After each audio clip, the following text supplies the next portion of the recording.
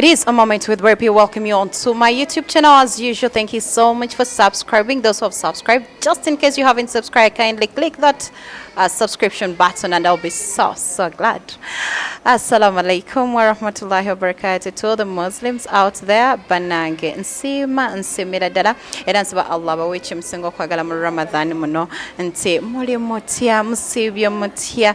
It is a moment with Repi where tuba tusako the young entrepreneurs ne muyiga ne mutegeera bachikoze batya, how have they made it in life.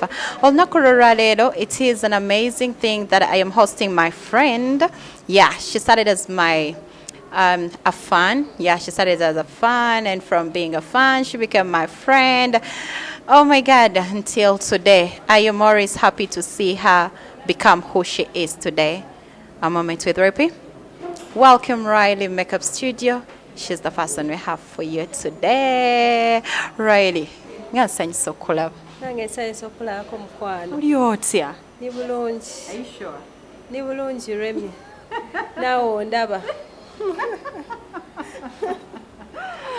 We muli manya kyensekera nammwe muliseka naye saawa eno agenda kubeera ng'abuuzaako ku bantu bonna bali ku YouTube channel yaffe teweerabira nti bw'oba olaba osobola commentinga n'otubuulira omuntu gwe wandyagadde tubeere nga tukukyaliza bangi mubadde mugamba nti tuleete ku ba makeup artists, and here we are. We have Riley for you. She's going to say hello and we are going to go into our questions for today. So Riley, please say hello to all the viewers. Hello everyone, this is Riley.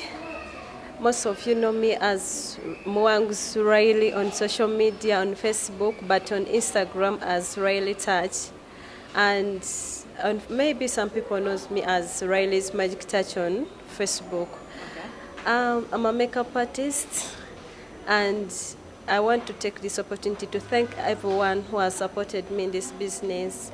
I love you so much, and thank you for loving me too. Ayogera nga bambenja. I love you. Oh. Really.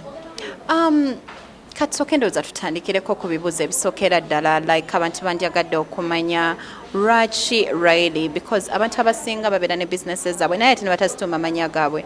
Why did you choose Riley as Riley Magic Touch? Why the name Riley Magic Touch? Because ndi magic. Remi emikono gyange Katonda yagi blessing. Chovola neita Riley's Magic Touch. Ndi blessed nga olaba engalo zange zino ezikwatako ne zikolako. Kwegamba olabira ddala enkyukakyuka ey'enjawulo. Why being a makeup artist? Because emirimu mingi, so many jobs out there. Why did you choose to be a makeup artist? It was part of my dreams. Okay. I used to see people working on themselves and admire them. I had a friend who used to do makeup before me doing it. So I used to admire those clients. So I came up and I was like, you know what? Maybe if I become a makeup artist, I'll make some money. But I love my job and I have passion for it. Okay. Yes. So that is why she chose to be the magic touch that you guys admire today. Okay. Byali byangu tebyali byangu ng'otandika. Entandikwa yali etya? Entandikwa teyali nnyangu. Naye kirungi. Natandika naawe gwandi mu maaso. Abadde beeyo mwenna everyone in Uganda bakimanyi nti we nali ntandika ka business kano nakatandika with Precious Remy. Okay. And Precious Remy has been there for me. Nakatandika mpola era nga nnoonya ba clients. Of course naawe as Precious Remy ng'okola ki? Nga munange olaga abantu ki kyenkola ki?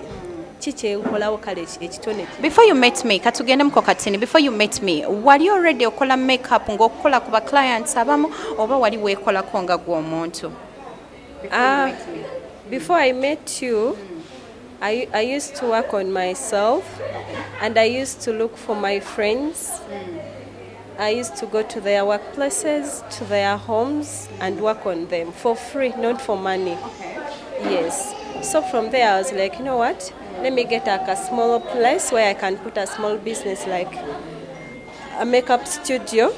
So I started from there. Nentandika n'akafo kaali ka mitwalo 15. So from Where was that? it was Pakankade Mall. So I spent 1 month at Pakankade Mall. So from there I shifted to Koki Tower.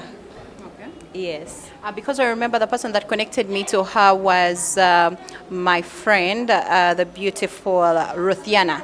Yes, I remember Ruthiana calling me and then she told me, I have a friend of mine, she's called Riley. She wants to do your face. She wants to make you up. Please give her a chance. So I'm like, because I used to know how to make myself up. It was not easy for me to accept some other person to make me up. But she really played it with me. I'm like, okay, it's okay. I want to meet her.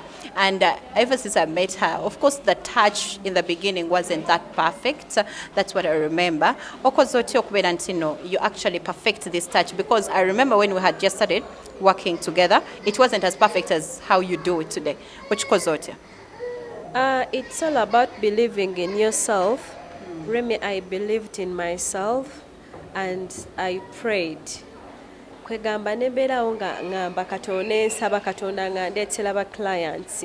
Ate olaba for us makeup artists, the more you work on more people, the more perfect you become. So mbadde nga nkola ku bantu okuva lwe nakumiitinga nenfuna abantu bangi Katonda nampa ba clients. So ate mbeera nfuna ne skills empya. Tufuna skills mu bifo byanjawulo. Osobola okunoonya skills empya from Nigeria, from UK, from US. Kati nobeera ng'okyusakyusa makeup gwokola. Ate skills nazo ziba zikola ki? Nga zeeyongera ate nga zikula. Why in particular? Why me? Why did you choose to look for me? Because baselebo bangi nnyo. Naye neewuunya nti Ruthiana ate yabeera nga neemerako nnyo ng'agamba njagala bambi Ride akoleko. Lwaki in particular? Lwaki wanoonya nze? Nakunoonya for the first time I met you, Remy. Nakusanga like oba wali muntu wanjawulo. Kale, you don't ignore people. Once Kiriza, you gave me a chance to work on you. However much nali nakatandika butandisi. Naye nompa chance. How did it feel? Wawulira otya working on me for the first time? It's not easy. Like it's like you meet a very big celebrity and then oyina ekintu kyoyagala omukolere. Nali nga ntunga engoye nga njagala nnyo okukolera abaselebu abo. Kati omuntu nga bw'akuwa omukisa owulira bannaye ng'oli nervous. Simanyi gwe wawulira otya? I felt so happy and I was so happy. So when I went back home, I even had to just my people plus my parents. So just know I was so happy to meet you in my life and to work on you for the first time as a celebrity. Wow. You guys should give me flowers. At least someone is here to appreciate me, I mean. But anyway, do not forget we are having Riley Magic Touch for you on the show. It is a moment with Rapi. Twagala tumanye how she made it after meeting me. Chiche chaddako because katachakola kunze katatakola ku bantu bangi nnyo akikozata. That is all we want to know. Naawe ali eyo nga wanjagadde okubeera ng'okola makeup tomanya oyina wookyali omunafu nga tonaba kugezaako ky'olina kola tomanya oyinza okubeererawo ate n'ofuna omuntu akubulira what to do. So otandika olwofunye ekifo ofudde ku Park Nkadde oze ku I don't know the pronunciation. It's Koki Towers. Oroze ku Koki Towers. Nzijukira wali in a small room. Ngo subrenting. 15 nenfunayo akafo k'emitwalo 5 ku Koki Tower. Newola nampole. So nentandika mpola kata we natandikira ate okukolako naawe nnyo. So Katonda n'atandika okundeetera ba clients Remy. But nekyanyamba ennyo nti abantu be nakolangako nga nabo balaba njagala ki kyenkola. They used to recommend many people to me. Kati we navaawo nenfuna ate room esingako awo. Kwegamba ne omuganda akyogera atya nyene tongola. So nenfuna room enene yo nnene era yali nnene era naawe njijukira nava wali we yasooka ku mitwalo 5 kati obeeno yali ya mmeka simanyi naye nga otuukawo ng'abantu bangi nga basimbye layini wabweru ne ŋŋamba Riley sikyamusobola nze mwennyini I gave up on Riley, but of course not completely. But I was just happy to see her grow every single minute that I passed by. Starting with me as a single person, and then each time I went by, ngandaba akuze. Oh my God, just nonga chimpesa nyo. But so kati nefuneyo room ne lwakuba kale Remy business eno gye tulimu abantu beerabira nti nno munnange abamu baba basaba Katonda waliwo abasinza ebirala naye ate ne beerabira nti naffe waliyo abasaba ki Katonda munnaye Katonda nampa omukisa mu eyo ruumu gye naddamu ng'abantu tebajyamu mu ruumu nga batuula ebweru abantu nga bampita mulogo ku kizimbe nga bambuuza oba oyo omuwala omuto alogerawa naye nga munnange sina gye nkola ki. Talking about omwana omuto, how old are you? I'm 27. Yes. Indeed, muwala muto ologerawa.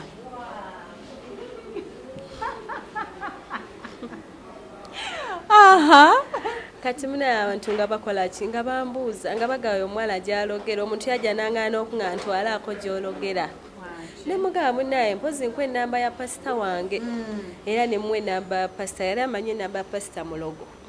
So yagenda okurealize nga it's not what nga si mulogo. So munaye Katonda n'agenda nga nnyimusa ne munaye ebintu bya bizinesi tulina okusaba Katonda bw'atuleetera aba clients tetubayisa mu maaso tubawe respect ate client muwe kikyakola ki kyayagala wonomuwe kikyayagala kigenda musikiriza okuleeta ki abalala so kasita client tomuwe kikyakola ki kyayagala of course asobola kurecommendingira muntu ki muntu mulala. What are some of the challenges ebizibu ebisingira ddala mu mulimu guno?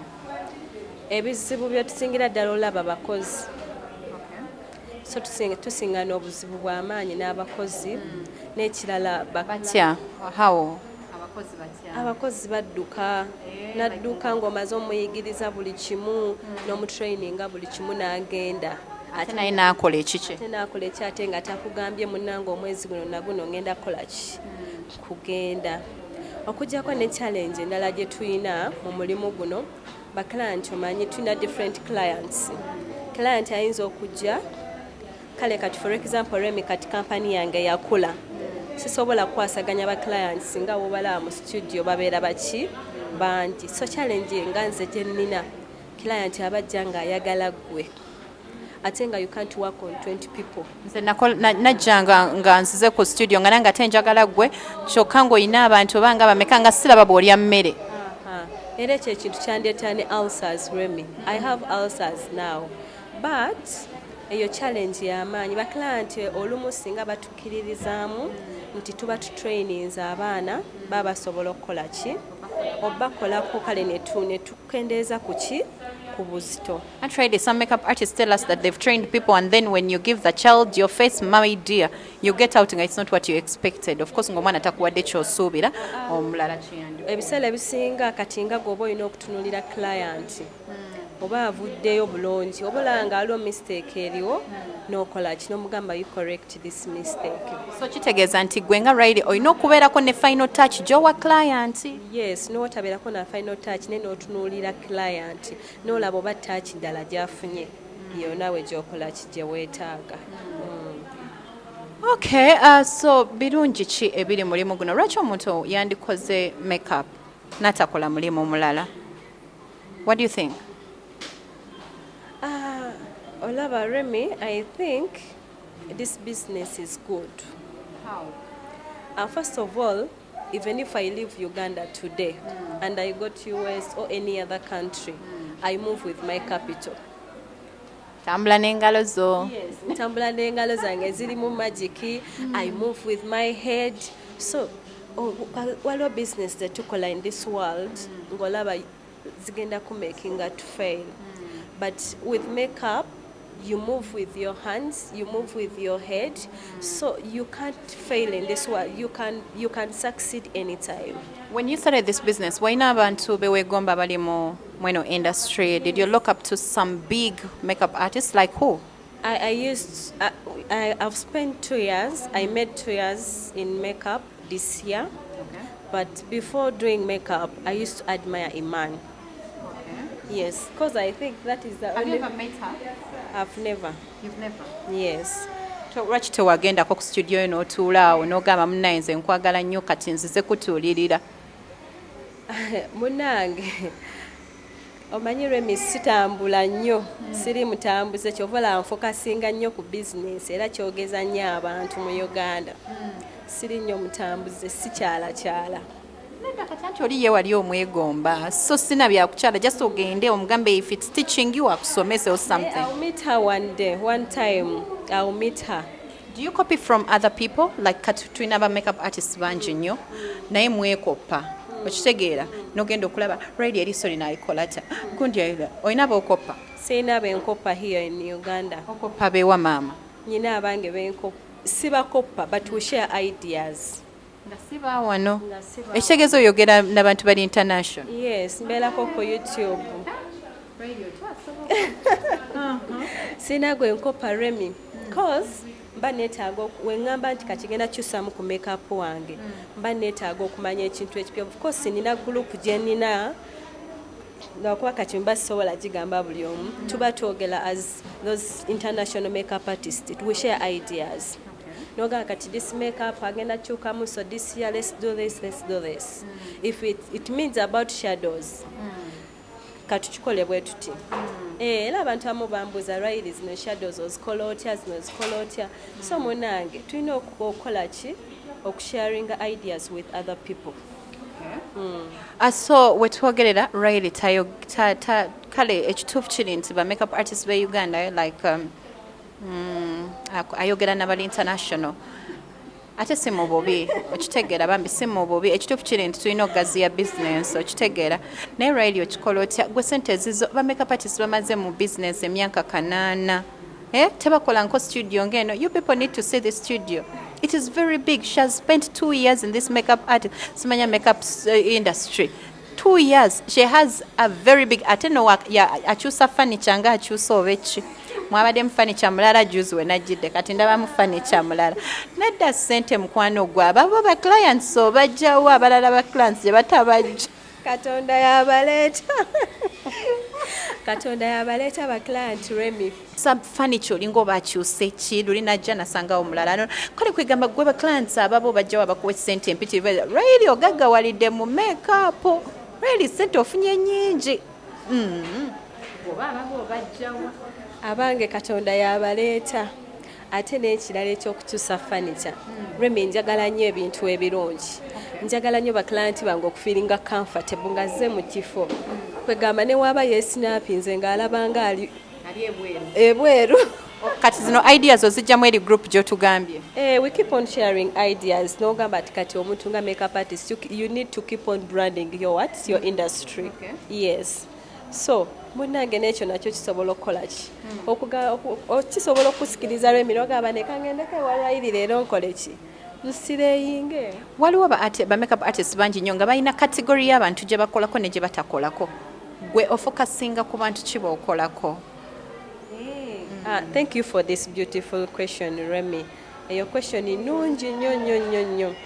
Nze Remi nkola ku muntu wa wansi. I think muba katuyite lower class, middle class and upper class. Okola ku buli omu?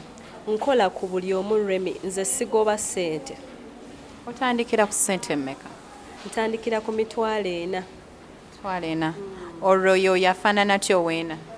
Oyo weena yonaze nti banange njagala ka makeup naye nga tikaliiko lashes. Kowe. Ate naye mukolako n'akola ki? N'anyuma n'afuluma studio wadde talina bukookowe ng'akoze eki ng'anyumye. Then abalala teri bagaininga twogeramu n'ebintu byakwogera nga we nkugambye munnange nti okola ku muntu wa wansi ne middle class ne upper class munnange okola buli kuki tosobola gamba mbu ngenda kukola ku bagagga bokka oyinza ofuna abagagga 2 mu wiiki naye ate woga nti ngenda kukola ku buli muntu n'ofuna omuntu wa wansi buli lunaku n'ofuna abantu 10 ate nga abagagga tosobola kukola ki kubafuna. Kiki kye wandyagadde okukyusa just in case ofunye omukisa kiki kye wandikyusiza mu industry gye mulimu eya makeup?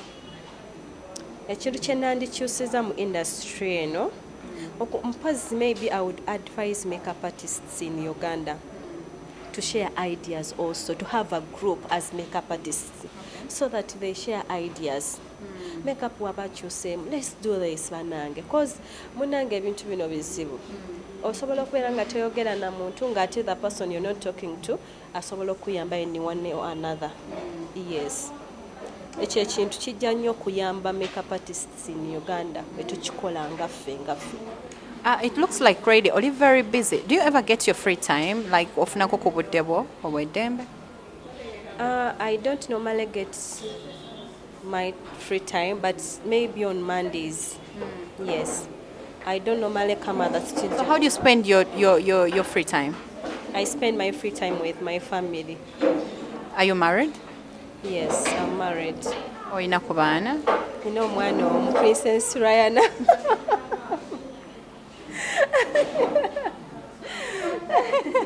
Kubanga munnange ndaba oli busy nnyo simanyi oba onoozaala abaana nofuna obudde. Nja kuzaala Remy. Obukwasaganya atya okuba busy nnyo we ate n'obufumbo? Mbikwasaganya omusajja antegeera kati.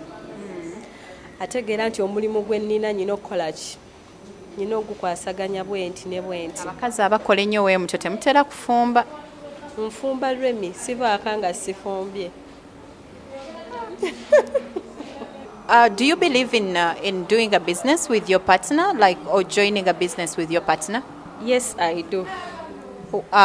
Chijachita, like how can you explain this? Because waliwo abantu bangi nnyo ng'agamba nze sisobola kukola na partner wange. Alaba, if you work with your partner, sometimes you have to be a friend to your partner. If you're not a friend to your partner, of course you can't work together. But if you guys are friends, you can work together. You can develop yourselves. Anti ebyokola ffenna tweronda okitegeera, like okwesojja okweronda, like you pick on each other all the time. Ebintu ebisinga no, what you do ebirwaliro ebintu by'olina okwesonyiwa nga ggwe ng'obitunuulira n'obyesonyiwa, oba kale kaŋŋambe nti oba okola with your husband and olina abakozi bawala, so kati olina ebintu ebimu bikola ki obyesonyiwa n'oweesiga bwesizi your partner n'ogaa nti my husband can't do this. But n'ekirala Remy, woba toli nga you got married to someone who is not your friend, you can't work together because tuyina different characters. Kwegamba batukuza mu kika kya njawulo. But if you spend enough time with your husband or a boyfriend and you get to know that this is my real friend or this is my best friend, trust me, you can work together, you can move together, and you can even spend like months and months without quarreling in the family. Yes. I have a reason as to why I asked this question, so just in case you have an issue with it, I don't know, but just pick a leaf. Yeah. There are so many people out there that would say I cannot work with my partner, like me in particular. Maybe never.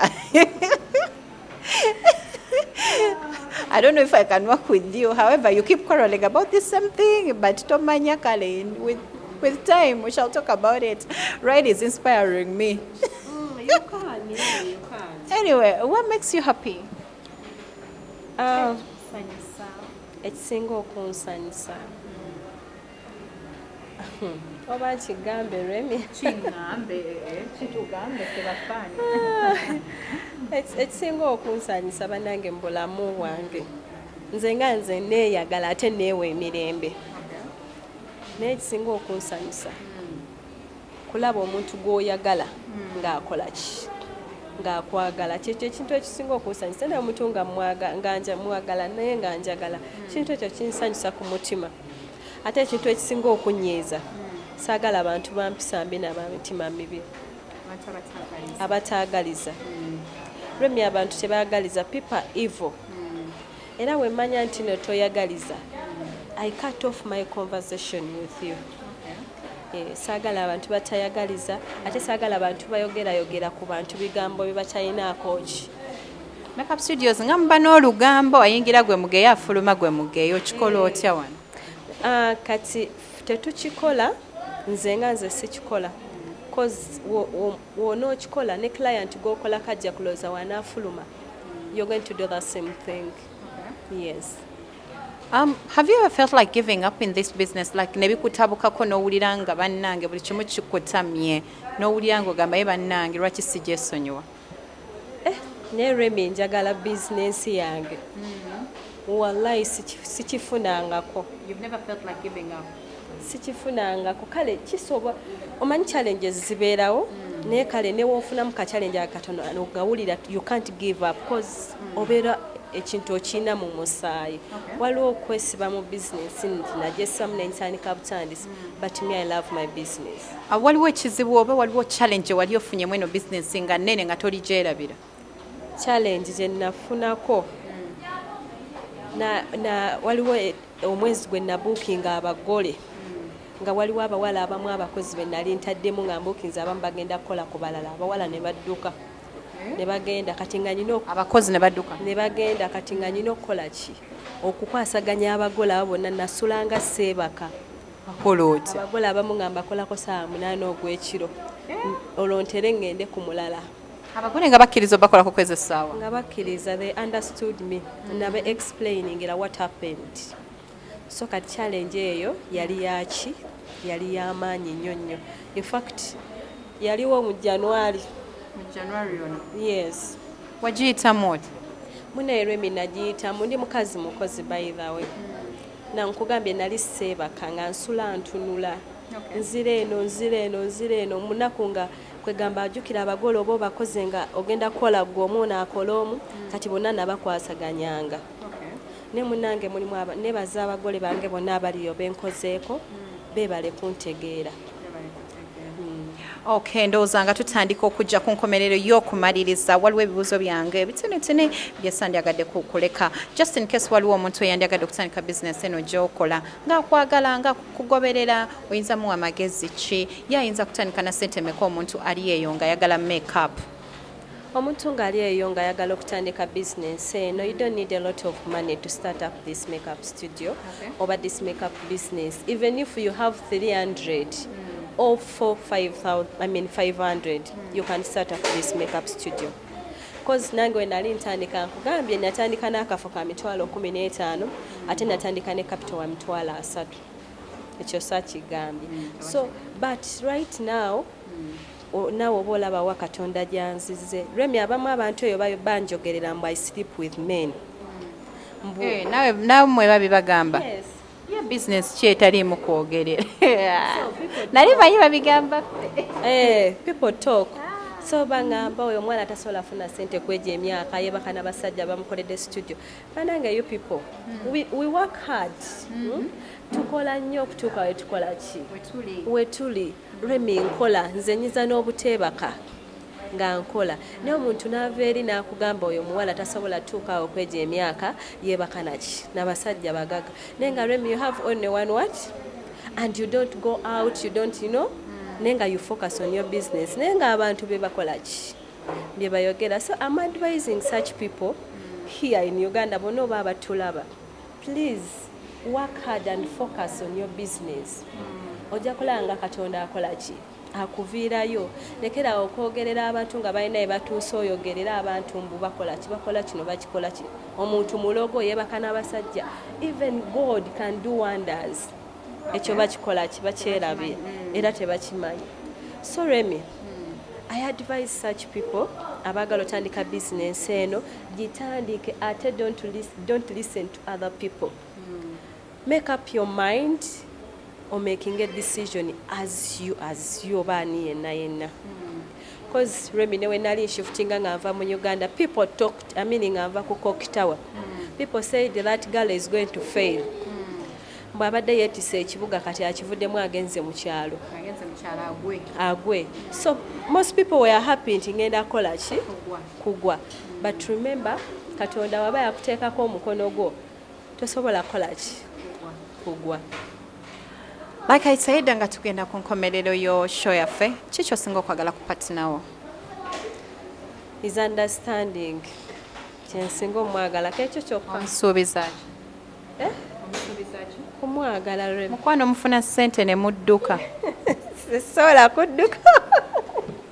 tuyinza okubeera tuli wano eno omusajja n'ava eri ng'ayina esente empya n'enkadde tugenda okulaba nga tata Rayana tetukyamanyi gy'ali omusuubiza wano nga tuli ku sho aligiddamu n'addayo n'agiraba ng'odduse.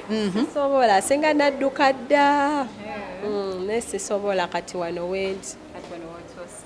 Anyway, tubadde ne Riley Magic Touch nga tumunoonyeza agenda tubulira location ye agenda tubulira yes engeri gy'olina omusangamu oba w'omusanga and stuff like that kansuubire nti mufunyeemu ebyokuyiga mu show yaffe naye banaye mbadde nkyalina ebibuzo bingi naye mama obudde tebutuganyiza.